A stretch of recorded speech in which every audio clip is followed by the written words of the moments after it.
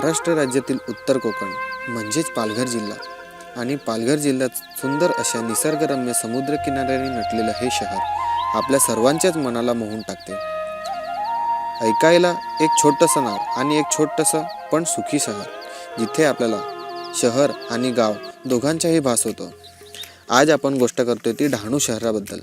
डहाणूचे नाव ऐकले की महाराष्ट्रापासून ते गुजरातपर्यंत फक्त एका नावावरून ते ओळखले जाते, ते म्हणजे डहाणूची आई महालक्ष्मी.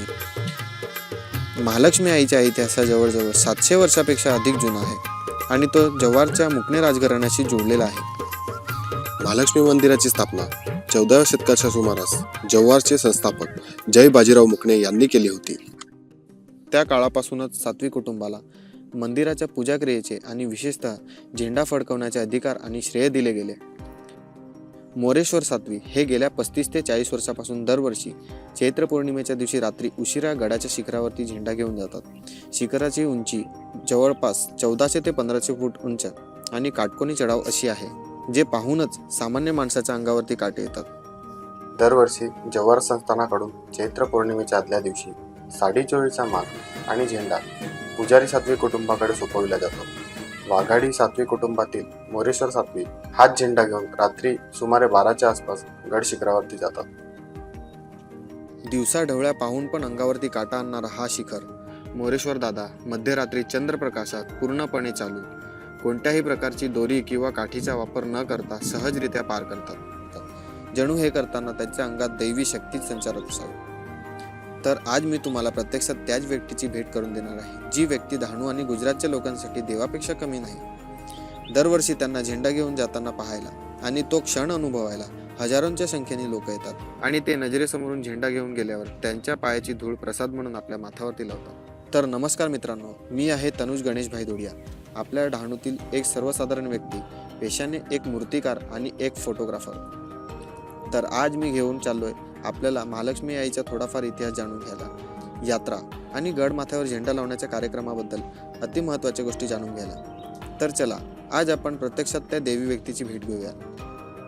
नमस्कार मित्रांनो, आज आपणास मी भेटवणार आहे ती एक अतिशय महत्त्वाची व्यक्ती, जी दरवर्षी महालक्ष्मीच्या डोंगरावरती झेंडा घेऊन धावते. प्रत्यक्षात ती व्यक्ती, त्यांचं नाव आहे मोरेश्वर दादा सातवी आणि मोरेश्वर दादा सातवी आपल्या भेटीला आहेत. तर नमस्कार मोरेश्वर दादा. नमस्कार. माझे काही प्रश्न आहेत की म्हणजे महालक्ष्मीच्या डोंगरावरती तुम्ही झेंडा कसा घेऊन जातात. तर दादा तुम्ही मला सांगा की आता महालक्ष्मीचं मंदिर किती जुनं आहे आणि म्हणजे काय त्याच्याबद्दल तुम्हाला काय कधीपासून माहिती आहे, म्हणजे किती जुनं मंदिर आहे. मंदिर तर फार जुनं आहे, म्हणजे आमच्या जवळजवळ 4-5 पिढ्या गेल्या असतील, तेव्हापासून मंदिर जुनं आहे.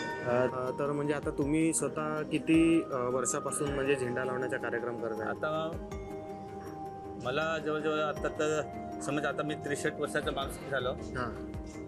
आता मी समजा 10वीला होतो, 10वीला पासून तर आता एवढे वर्ष झाले, तेव्हापासून मी जवळजवळ मला 30 वर्ष झाले. हां, म्हणजे एक साधारणतः 10वीला असताना आपलं वय असते 15-16 वर्ष, तेव्हापासून तुम्ही हा म्हणजे तुम्हीच चढताय. आम्ही चढतो.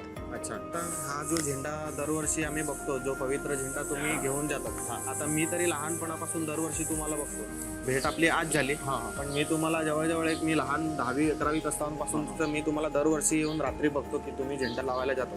तर माझ्या मनात तेव्हापासूनचा प्रश्न आहे की हा झेंडा लावायचा जो कार्यक्रम आहे तो कसा सुरू झाला, कधीपासून सुरू झाला, असं म्हणजे झेंडाचा कार्यक्रम तो जव्हारचे राजाकडनं तेव्हा मानाचा त्यांना काहीतरी नवसाला पावली आई. हां, म्हणून त्या जव्हारच्या राजाकडनं तो आम्हाला मानाचा त्यांचा ध्वजा यायला लागला. अच्छा. म्हणजे ती जी ध्वजा असते, आता आम्ही तर खालतून बघतो डोंगर की तो असा पूर्ण चढ आहे, तर आम्हाला खालतून बघताना विचार येतो की कसे चढत असतील असं. तर म्हणजे आता झेंडा घेऊन तुम्ही चढताना तुमच्या मनात काय म्हणजे धारणा असतात किंवा तुमच्या मनात म्हणजे काय दैवी शक्ती वगैरे काय संचार करते, तर त्याबद्दल आम्हाला थोडी माहिती द्या. तर जेव्हा आम्ही हातात झेंडा देतात, आता हे पाळीवाले आहेत, आता झेंडा देतात, आता मंदिरातून आम्ही निघतो 12 वाजता, रात्री बंद होतं, तर 12 वाजता बरोबर 12 वाजता आम्ही धावत निघतो. तेव्हा आमच्या अंगात आईची दैवी शक्ती शक्ती येते आणि आम्ही धावत जातो. मग आम्ही तिकडे जाताना थोडं मग हळू जातं, एकदम धावत नाही जात. हा हा आणि 5 वर्षाने तो खांब असतो ना, हा. तो खांब पण आम्ही घेऊन जातो. अच्छा दर नाही, 5 वर्षांनी हा, दर काम 5 वर्षांनी बदलतात. ओके. खांब घेऊन जातो. ओके तर म्हणजे मग तुम्ही म्हणजे वरती असं चढताना वगैरे तुम्हाला लक्षात असते का म्हणजे की मी चढतोय किंवा कसं काय वगैरे तुम्हाला? म्हणजे आता भीती वाटत नाही. हा. जर आता गेलं तर आता मला थोडं पण चालता येणार. बरोबर आता नाही चालता आता नाही. पण तेव्हा तुमच्या हा. अंगात दैवी शक्ती हा. संचारते. म्हणजे ते पण रात्री जायचं हा 12 वाजता. आता म्हणजे तुमच्या आता मनात आमच्या जवळ बॅटरी नाही, काय नाही, म्हणजे उजेड काहीच काय नाही. फक्त ती पौर्णिमेची रात्र हा, असते, हा. चंद्रप्रकाश हा, असतो. चंद्रप्रकाश. ओके. आणि तुम्ही म्हणतात की तुम्ही 10वी पासून हा कार्यक्रम करतात म्हणजे आता जवळजवळ 30-35 वर्ष तुम्हाला हा झाली. हा हा चालतंय. ठीक. म्हणजे वर्षातून कितीदा झेंडा लावला जातो आणि फक्त तुम्हीच लावतात की दुसरं कोणी लावतात? वर्षातून आम्ही म्हणजे जो चैत्र पौर्णिमेला लावतो ना, तोच आम्ही एक वेळाच लावतो. अच्छा परत आम्ही जात नाही. अच्छा. आणि म्हणजे आता तुम्ही झेंडा वगैरे कार्यक्रम करतात तर आता तुमचं म्हणजे पालन पोषण काय असते म्हणजे तुम्ही काय केलं पाहिजे काय ते कधीपासून तुम्ही म्हणजे सुरू करतात? आता आमची पाळ आहे ना, आता आमचे म्हणजे होळीचा खांब पडला तर हा. 2 दिवस धुलीवंदन. हा. धुलीवंदनचे 2 दिवस तेव्हापासून आमचं समज ते पाळ असते, मांस मटण काय नाही. हा. म्हणजे आम्ही स्वतःच करून खातो. अच्छा स्वतःहून हा. जेवण बनवून खातात. जेवण आणि म्हणजे तुम्ही घरीच राहतात किंवा मग दुसरीकडे? नाही, आम्ही म्हणजे घरीच राहतो. अच्छा घरीच राहतात. जंगलात नाही. पहिले म्हणजे- वडील जंगलात अच्छा जात होतं, पण आता तुमची- तसं नाही. तुमच्या आधीची पिढी जंगलात हा, हा. राहते. जंगलात. म्हणजे बघा मित्रांनो आता होळी गेल्यानंतर 2 दिवसानंतर त्यांचे पालन पोषण सुरू होऊन जाते म्हणजे की मांस मच्छी खात नाही आणि खूप सारे पालन की जेवण वगैरे स्वतःच बनवून खातात वगैरे ते पालन ते करतात. आपण पाहिलंय की खूप भक्त लोक म्हणजे डोंगरावरती जाऊन वगैरे तिकडे झेंड्याला पाया वगैरे तर त्यांच्याबद्दल तुमचं काय म्हणणं आहे की म्हणजे देवीचे म्हणजे तिकडे देवीची परवानगी आहे की नाही कसं तुमचं म्हणणं आहे? ते देवीची परवानगी नाही. आता ते जाणून बुजून म्हणजे ते जातात, कसं आहे गड कसं आहे, पण मग त्यांना ते नडतं. आता ते सुरतवाले जातात. म्हणजे गेली साली पण दोघे काहीतरी गेले, हा. म्हणजे ते जबरदस्तीने जातात तसं. अच्छा मग त्यांना काय ना काय तर आई दाखवतेच त्यांना. बरोबर बरोबर बरोबर. म्हणजे तुमचं म्हणणं असं आहे की हा. देवीची परवानगी नाहीये फक्त नाही. तुमच्या कुटुंबाला तो मान आहे मान आहे. तर तेव्हापासून तुम्ही करतात तर म्हणजे कोणी जाऊ नये असं हा, तुमचं हा. म्हणणं आहे. ठीक आहे. तर ही प्रथा वर्षानुवर्ष म्हणजे मोरेश्वर दादा स्वतः सांगतात की 30-35 वर्षापासून त्यांचं हे चालू आहे कार्यक्रम आणि त्यांच्या आधी पण हा. म्हणजे 4-5 पिढ्या हा, 4-5. म्हणजे जवळजवळ आपण बघितलं तर म्हणजे 100 वर्षाच्या वरतीपासून हे कार्यक्रम सुरू आहे. तर म्हणजे देवीचं मंदिर तर भरपूर जुनं असेल पण म्हणजे 100-150 वर्षापासून हा कार्यक्रम सुरू आहे.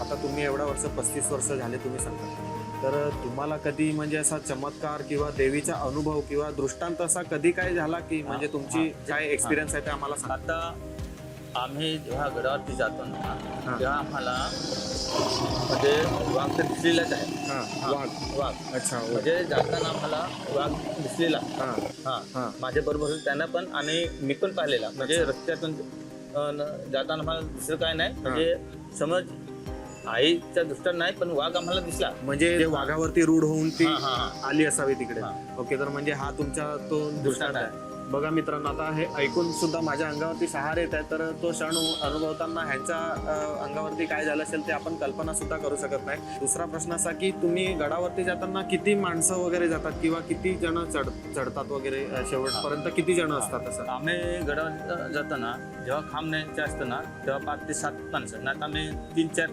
जण जातो. 3-4 जण हा. जातात. आणि म्हणजे म्हणजे आम्हाला तिथे घोडखंड म्हणून आहे, तिथे हा. आम्हाला पहिली पूजा करावी लागते. घोडखंड हा, घोडखिंड आहे. घोडखिंड ओके हा. ओके घोडखिंड आहे, हा. तिथे आम्ही पहिली पूजा करतो. अच्छा. नंतर आम्ही वरती जातो. आणि म्हणजे मंदिरातून तुम्ही 12 वाजता निघतात तर वरती किती वाजेपर्यंत तरी वरती तुम्ही किती आम्ही वाजेपर्यंत म्हणजे पोहोचता? अख्खी पूजा करून म्हणजे खाली ते घोडखिंडीची पूजा मेन करतो. हा. म्हणजे आता ते सांगतात ते भावराय राणी, विसराय राणी, हा. असे म्हणजे भावराय राणी म्हणजे ते आपली भवर हा ते मच्छीवाले हा, ते- भवर मध. हा ते हा, हा. ते विसराय राणी म्हणजे ते पापोटे मोठे मोठे येतात. हा, हा, हा. ते एखादा त्याला आम्ही देतो. अच्छा. आता कोणी तिथे नारळ फोडतात. अच्छा, म्हणजे त्यांची पूजा करून मग हा. तुम्ही वरती जातात हा आणि मग वरती जाऊन तुम्ही पूजा करून मग परत कसे काय म्हणजे म्हणजे आम्ही 3 वाजता बरोबर पूजा आटोपते तिथे. आणि दिवसभर. माझ्या मनात एक प्रश्न असा होता की मी दरवर्षी बघतो उभा राहून की तिकडे मशाल चमकते, हा, ते- मग ती मशाल तुम्ही जाऊन पेटवतात की नाही, कसं काय? ते मशाल आम्ही जो कापूर राहतो ना हा म्हणजे आरती हा हा हा आरती माता आहे ना हा आता आरती राहते ना ती हा. मग आम्ही ते थोडी तिथे झेंड्याजवळ नाही आम्ही तो म्हणजे थोडे जो आहे ना आरतीचा भाग ना हा. तिथेच आम्ही पेटवतो ना बरोबर. तर ते कुणाला दुसऱ्यांना माहिती नाही अच्छा, आम्ही फक्त दोघे जण माहीत अच्छा त्यांनाच माहिती आहे अच्छा अच्छा कशी पेटवायची कशी नाही ते अच्छा मग तिथून सर्वांना दर्शन दिसतं अच्छा हा हा, बरोबर. म्हणजे मी स्वतःहून पण भाविकांनो मी स्वतःहून पण पाहिलं आहे की आम्ही दरवर्षी येतो आणि मोरेश्वर दादा चढतात त्यांना स्वतःहून मी पाहिलं आहे. तुम्ही पण दरवर्षी व्हिडिओ अनेक हनुमान जयंतीला चढतात आणि हनुमान जयंतीला चढतानाचे दरवर्षीचे व्हिडिओ तुम्ही पाहतच असतील व्हॉट्सअप किंवा इंस्टाग्रामवरती. तर तिकडे जाऊन महत्त्वाचा क्षण म्हणजे की मोरेश्वर दादा बोलले की 3 वाजता ते तिकडे पोहोचतात आणि मग तिथे वरती आरती करतात आणि ती आरती बघण्यासाठी आणि तिचे दर्शन घेण्यासाठी सर्वजण भाविक सर्वजणांचं तिकडे ते वेट करत असतात. मोरेश्वर दादांचं असं म्हणणं आहे की जर तुम्ही खऱ्या मनाने आणि खऱ्या अंतकरणाने आईकडे मागणं घातलं, साकडे घातले, त्यांच्या भाषेत म्हणजे साकडे घातले, तर आई आपली मनोकामना आणि आपल्या मनाची इच्छा फुल नाही तर फुलाची पाकळी देऊन सुद्धा पूर्ण करते असं त्यांचं म्हणणं आहे. पुढची येणारी ती तुमची पिढी आहे तर त्यांना तुम्ही ही ट्रेनिंग म्हणजे देऊन ठेवलेली आहे की कसं म्हणजे तेही तुमच्या बरोबर डोंगरावरती येतात की कसं? आता माझा तर मुलगा येतोच हां आणि माझ्या भावाचा मुलगा येतो अच्छा, म्हणजे तुम्ही तुमच्या येणारी पुढची पिढी पण तयारीला लागले आहेत तयारीला बरोबर? लागलेला आहे. आता मित्रांनो आपल्यासोबत आता आहेत मंदिराचे पुजारी कुणाल दादा. तर मोरेश्वर दादा आपल्याला एक अजून प्रश्न असा आहे की महालक्ष्मी आईचा पहिला मान जो सांगितला जातो तो म्हणजे कुठून आणि कसा सुरू झाला ते तुम्ही सांगा. पहिला मान म्हणजे जव्हारच्या राजाकडनं आम्हाला ध्वज येतो हा. तो आम्ही सात्विक कुटुंब आता महालक्ष्मीच्या त्याचं नाव सांग मंगेश सातवी हां मंगेश रमेश सातवी त्याचे घरी तो एक दिवस अगोदर येतो प्रधान हां मुक्कामाला एक दिवस अगोदर येतो हा. मग तो पायीच येतो हां नंतर 12-1 वाजता तिथे पूजा ध्वज आईची साडी चोली आईच्या खालच्या शृंगार ध्वज असतो हा. तिथे आम्ही पूजा करतो हा. वाजन घेऊन ना संपूर्ण पूजा करतो तिथे पूजा केल्यानंतर आम्ही वाजत गाजत तर मंदिरात येतो हा. मंदिरात येतो आणि नंतर ते परत आम्ही ते पाळीवाल्यांना ध्वज देतो आणि रात्री 12 वाजता तिथे आमची बैठक भरते वरती हा. मंदिरात हां तिथे आम्ही संपूर्ण प्रसाद करतो प्रसाद केल्यानंतर बरोबर ठीक 12 वाजता आम्ही बंद राहते ना मंदिर बंद राहतं बरोबर 12 वाजता आम्ही आईचे गाभाऱ्यातून आम्ही म्हणजे वाऱ्याने वाऱ्याच्या वेगाने वाऱ्याच्या वेगाने म्हणजे आई येते संचारते अंगात. संचार नंतर आम्ही धावत जातो गडावर. तर मित्रांनो मोरेश्वर दादांच्या शब्दांनी आणि त्यांच्या सांगण्यावरून त्यांनी एकदम भावूक करून देणारं असं व्याख्यान आपल्याला केलेलं आहे. तर मोरेश्वर दादांचं आणि कुणाल दादांचं आणि धन्यवाद करतो की त्यांनी मला मोरेश्वर दादांची मुलाखत घेण्यासाठी मला आपली परवानगी दिली त्याबद्दल त्यांचे मी धन्यवाद करतो आणि इथे आपलं व्याख्यान संपवतो. ही होती मोरेश्वर सातवींसोबत झालेली एक अविस्मरणीय भेट. तुम्हाला महालक्ष्मी आईबद्दल ही माहिती ऐकून कसे वाटले?